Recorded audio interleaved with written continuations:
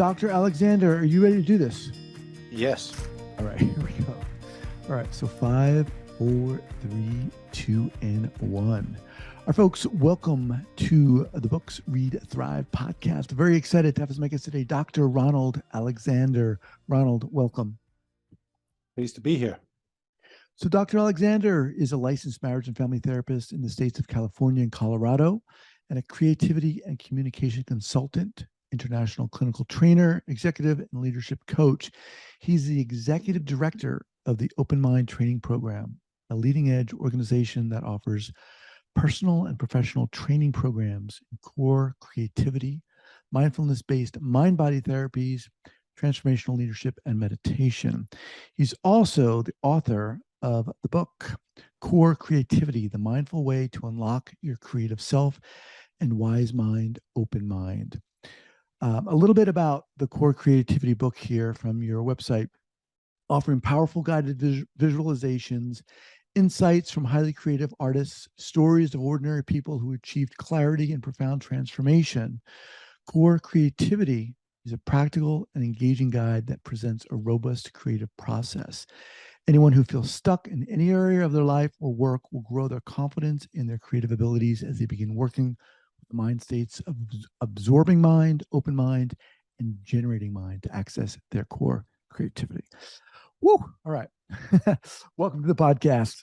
Oh, thank you. Thank you. So let's dive in. First of all, give us a little bit about you. I mean, you have a really interesting background. How did you get to this point such that you're writing and interested in creativity?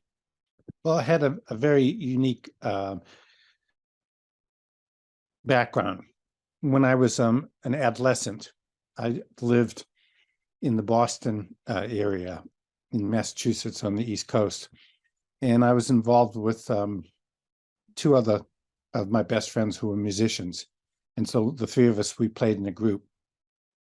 And I would spend most of my weekends going into Harvard Square. And at that time in history, it was the 60s.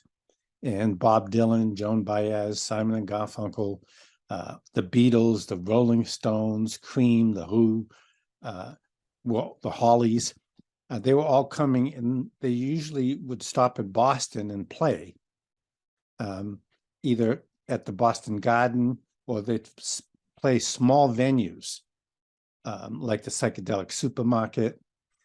And since I was interested in music, and I was playing in a group, that I got to be really up and close to hearing some of the greatest musicians of our time in the 60s.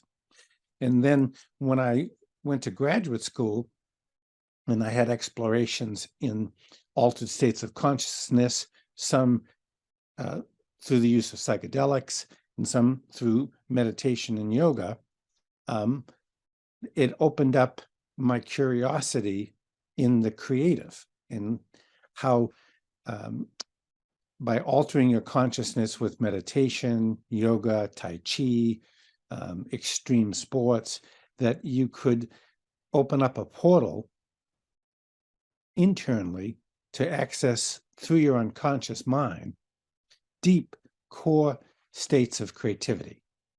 And then throughout my time in graduate school, in pursuing my doctoral programs in counseling psychology and human behavior, I was relocated to Southern California, which is the cauldron of television, film, and music. And so as I started my private practice as a psychotherapist, I had the unique opportunity to work with so many people in the entertainment industry. Interesting. So a confluence of very interesting pathways. So you said when you were in Boston, I mean, by the way, I just have to point out, you have a wonderful, you've retained a wonderful Boston accent. I spent some time there myself, so I'm well acquainted with it. But so you were playing music, and you were also pursuing becoming a therapist, correct? why did that becoming a therapist kind of take over in a sense Well, I would have professionally? to, yeah. I had a series of what I would call extreme mystical experiences, where I experienced a sense of the numinous, the unification and the oneness between myself and the universe. And it really transported me from everything that I thought that I knew as a young Irish Catholic, uh, good student from Boston into a portal inside of myself that seemed so familiar, because when I was an adolescent and I would go to Harvard Square and I would both listen to musicians, but in the afternoons I would read at the Harvard bookstore books on Zen and Buddhism and mysticism. And the merger of the two, coupled with those 2 or 3 mystical experiences, just completely opened me up to want to explore more and to be genuinely interested in, well, what's the relationship between when you alter your consciousness, whether it's through drugs or more natural spiritual pathways like meditation, Kundalini yoga, Tai Chi, how by practicing those spiritual practices on a daily basis, how it opened up my third eye, my crown chakra, my throat chakra, my heart chakra. And so when all of those chakras started to open up, I started to experience a very, very deep level of intuition, and then subtly psychic throughout my 20s, because I was meditating sometimes between 3 and 6 hours a day. It my intuitive and psychic abilities first started with that when right before someone was going to call me, I would say, "Oh, Eddie's going to call," and then like 20 seconds later, the phone would ring. And then that started to expand, though, to when I was sitting and I was counseling people. And right before they were going to tell me about a very traumatic memory, I would have a little mini story, like watching a cartoon go off inside of my own mind. And it would completely and perfectly match what it was that they were going to tell me next. Wow.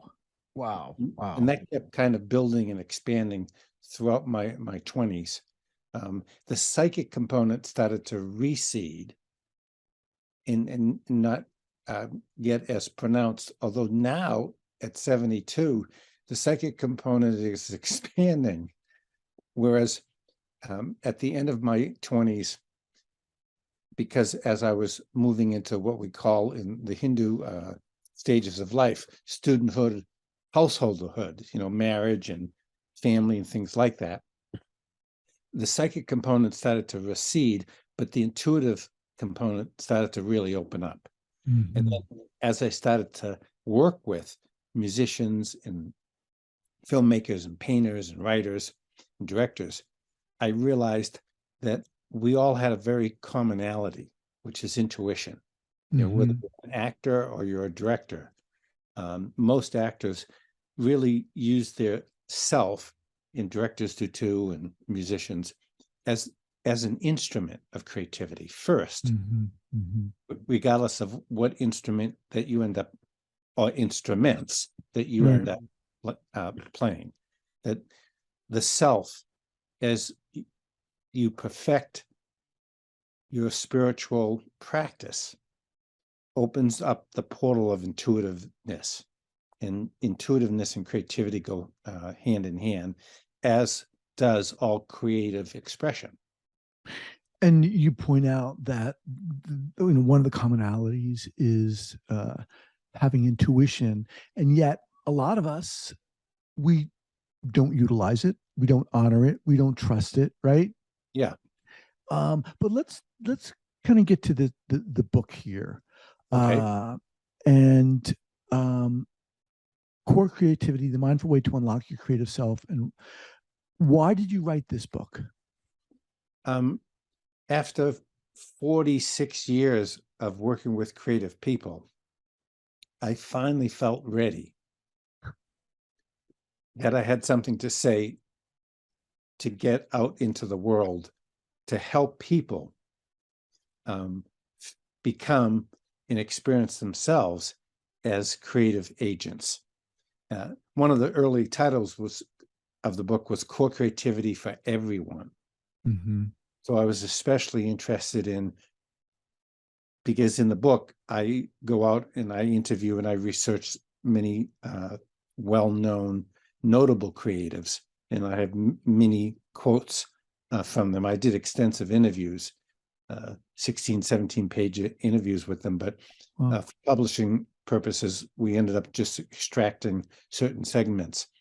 And I wanted to assist people to genuinely be able to know and to discover their own creative portal into their creativity and to become more creative, whether you're parenting or you're an accountant running a firm, of how to manage in a more creative way, or you're someone in the .com industry. Like I gave a talk at Snapchat and a workshop on creativity, and a lot of the people that sat in the front row were young Stanford and Harvard and MIT engineers. And the thing that they all asked throughout the workshop at Snapchat was, how can I become more creative? All of my training and education is to be very, very left-brained. Mm-hmm.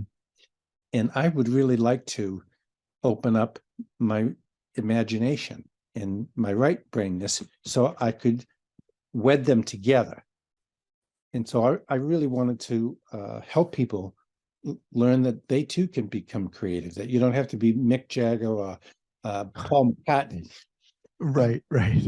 This is such an interesting conversation topic for me. And obviously there are many ways we can go, but from the get-go, the very basic premise of your book, I think, presupposes an idea that many of us, number one, don't feel we're creative or have lost our creativity, right? Or it's almost a luxury to indulge our creativity. Talk to that, if you will, either any of those points. Yeah, I've got an interesting vignette that I think is in the book, where I was doing a family therapy session, and it was a couple, and they brought the young 4 or 5-year-old in because the babysitter was sick. And about 10 or 15 minutes into the therapy session with the husband and the wife as the couple, the little boy starts walking around my office, and he's having a conversation on an imaginary cell phone. And the mother 2 or 3 times tells him to stop that, to put that down. No one's listening. And so, but the 4th time that he picked up his hand, I picked up my hand and I said, hello, and said his name. And then he went, yes, who's this? And I said, Dr. Kwan, what's going on today? And for like 5 or 10 minutes, we had a whole conversation. Bingo. Bingo. Right. In the culture, creativity historically, it has been something that, whether it's from your parents or from your teachers at school, where there's a shutting all of that down.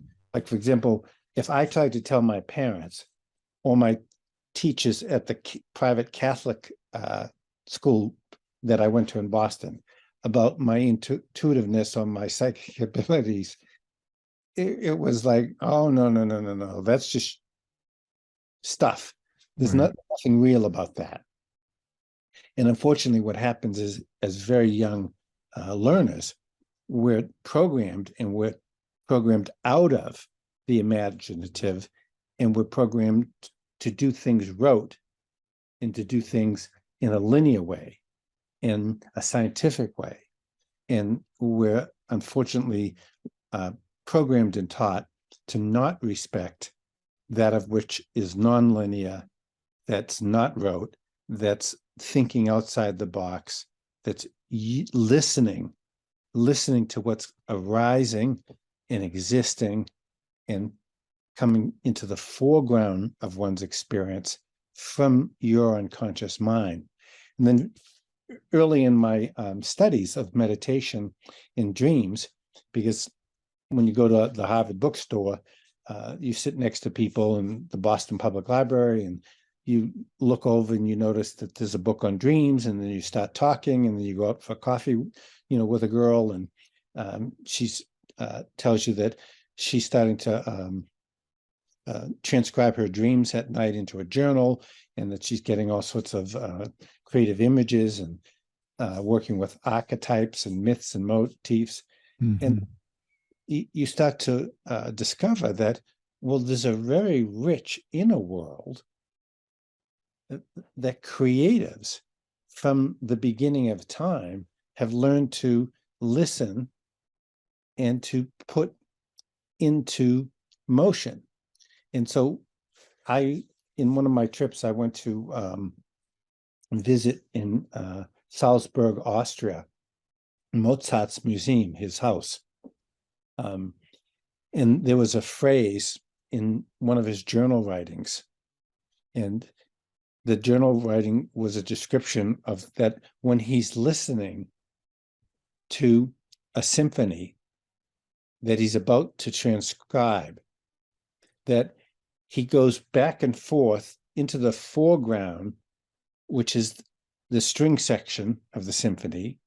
And then when he's got that down, he then shifts inside of his self to the background, and then he starts to hear the drum section of the symphony.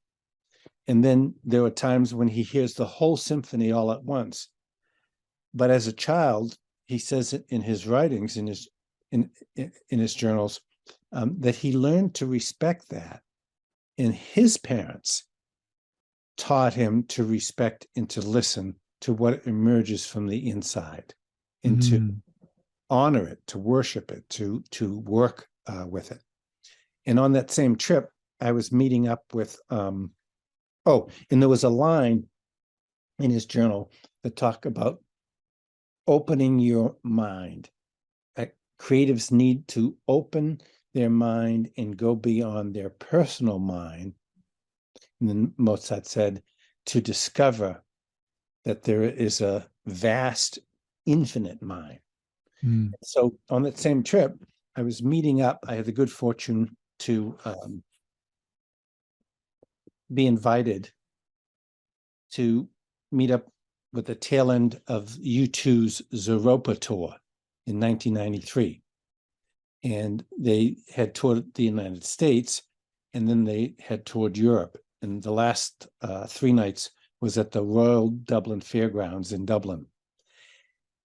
And after one of the shows, I had the wonderful, unique opportunity to have a personal meet and greet in a pub with the lead guitarist, The Edge, Dave Edmonds. And he and his wife, Morley Steinberg, and I were sitting and drinking Guinness stouts and just personally talking, as friends. And at one point in the conversation, he said, so, Dr. Ron, what do you know about dreams and sounds that emerge from the inside? And I said, well, say a little bit more. And he said, well, when we finished 18 months ago, the Joshua Tree album, we really had come to a place in our music where we really felt we had come to a place of completion. And so I started noticing that whether I was driving around Dublin or he has a music studio of his own in the north part of Dublin, listening to and hearing sounds and lyrics all from the inside. So they talked as a band, and they said, well, let's go and live in Berlin for 3, 4, 5 months, where it's rainy, it's dark, it's gritty, it's filled with creativity. Historically, Berlin and Paris Uh, Right, right. they're like brother and sister cities for creativity. And he said when they were in Berlin, that whether he'd be driving around in the car or sitting noodling with his guitar, he was starting to hear the new sounds of the whole new music, and like the departure between Joshua Tree and Hmm. Zoropa. It's like night and day. I mean, I have the utmost respect for a band like U2, as I do for the Beatles, because they were always upping their game.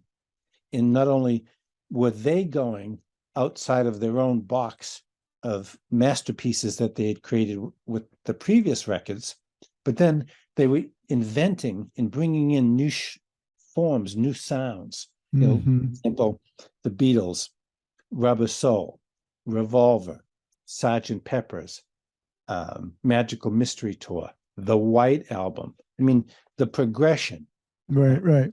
is Well, phenomenal. let me ask you first of all, that meeting with the Edge in that Dublin pub sounds pretty amazing. Do you think, you talked about how culturally we are almost made to ignore our creativity, right? Everything is viewed, and we're supposed to be on this linear track. Is that? I mean, we've heard this on and on. Is that ever changing? Well, it's interesting that you would ask that question because it's a really good question. Fascinatingly, of all places, the Los Angeles Unified School District and most of the private schools in Los Angeles, Beverly Hills, the west side of LA County, now introduce mindfulness meditation, which I write extensively about in the book Core Creativity. And my first book, Wise Mind, Open Mind, is just filled with great references to mindfulness meditation and how you can even learn to practice it. And fortunately, the LA Unified and also the Encinitas school system has been teaching yoga. And so when children are taught at a very early age to practice mindfulness meditation and embrace self-compassion and to learn to breathe, to regulate feelings of pain and discomfort or distraction or anxiety or depression, that training that they're now learning goes a tremendous way to setting the seeds to being naturally in touch with your inner Hmm. creativity, your intuition, your vulnerability. To quote Brene Brown, vulnerability is a very important ingredient to having a very healthy self-esteem. And I teach and believe and write about that creativity is equally important as vulnerability to develop your intuition at an early age. And so what's happening is slowly, and it's not just happening in the LA school systems and the private schools in LA, but throughout the country in small pockets, children are being taught how to meditate. They Hmm. don't call it meditation, they call it mindfulness training, but Hmm. it's mindfulness is meditation training. And in Right. some school systems, they're taught how to do yoga and then they take their nap, which is yoga is a method to train the mind and the body physiology to learn to relax and learn to navigate very difficult and complex emotions and feelings. When I grew up, again, in a Catholic private school in Boston, things like that was just scorned. I mean, you Right. simply were not taught anything about your physical body. And if you had emotions, you weren't supposed to feel them or you're supposed to pray them away. People listening to this, I mean, I think anyone coming here would be inclined to somewhat appreciate creativity. But I want to put myself in the place of some listeners, I think, who are thinking, Is creativity, are you talking about creativity as simply, and I kind of know the answer to this, but just art or painting or drawing or music? Is that what does it mean to Well, be creative?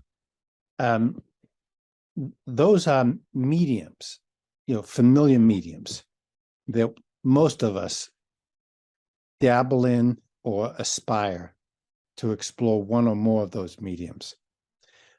But core creativity, which my book is called Core Creativity, is to teach you that you can function in a way where you think differently, you feel differently, and you learn to create differently in each and every moment of whatever it is that you're doing in your life.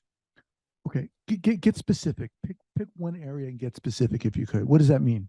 Well, for example, um, creative parenting. Most parents are very stuck post the pandemic with, well, our children were not allowed to go to school. Right. They were stuck at home on Zoom. And when they weren't on Zoom, they would be on their iPhones or their iPads. And they learned to live in the world of the electronic screen, which is very non-creatively productive, because the more time you spend on your screens, the less you're listening to your inner world. And so Mhm.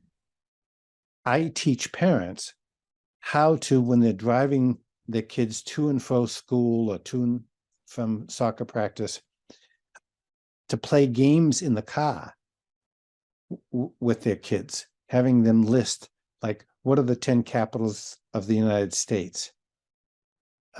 What are the top 10 songs that are most popular in history? To engage their children to start thinking in a creative way. So then the parent starts to foster and to develop creativity. And so the parent doesn't have to go and take an art class. Mhm. Parents are then, they get permission to discover that, oh, I can be creative at how I parent and how I even run the household. Mhm. We all travel together. So creativity is, first and foremost, it's an inner listening. Second, it's, if it isn't broke, break it. Meaning, whatever your mindset is about what you think being creative is to break that, break it down, tear it apart, so that then you can rebuild or you can source build something that's unique, innovative, inventive.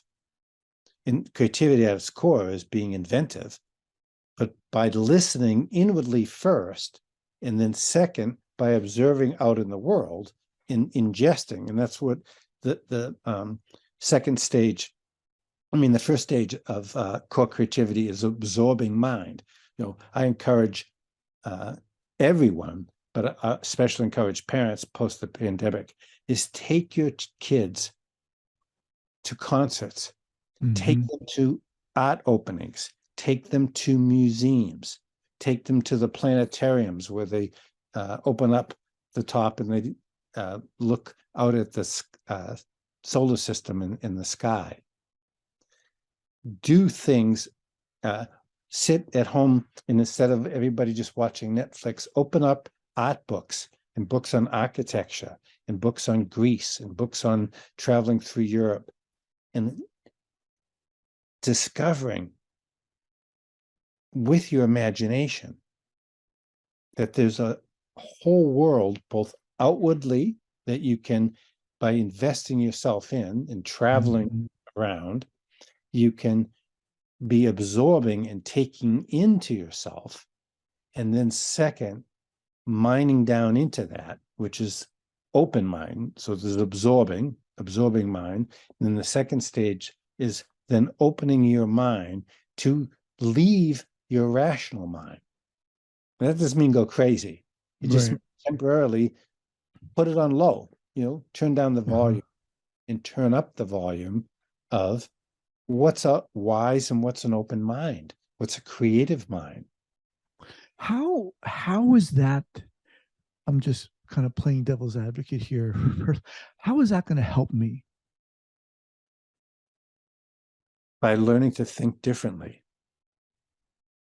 That when you start to learn to think differently, you have already experienced your first creative expression in your life going forward. So that after this interview, I'll feel tremendously satisfied if between now and tomorrow this time, you think differently about something, or you do something about your life, whether it's that instead of driving home and always going left, you go right.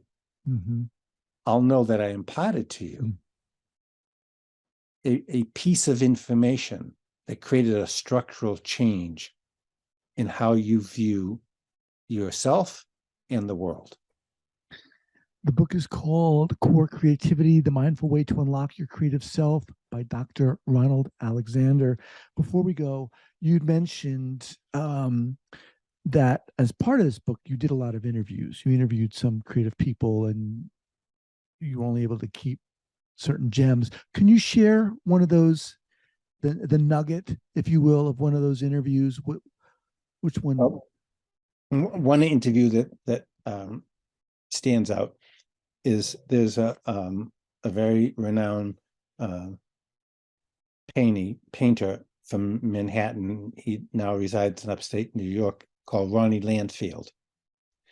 And Ronnie was a young art student, and he had an art studio in the lower part of Manhattan, and it had caught on fire, and all of his artwork had been destroyed.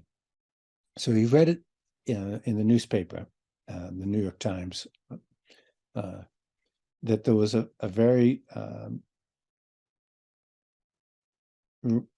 highly respected businessman up on the Upper East Side, and that he was looking for and trying to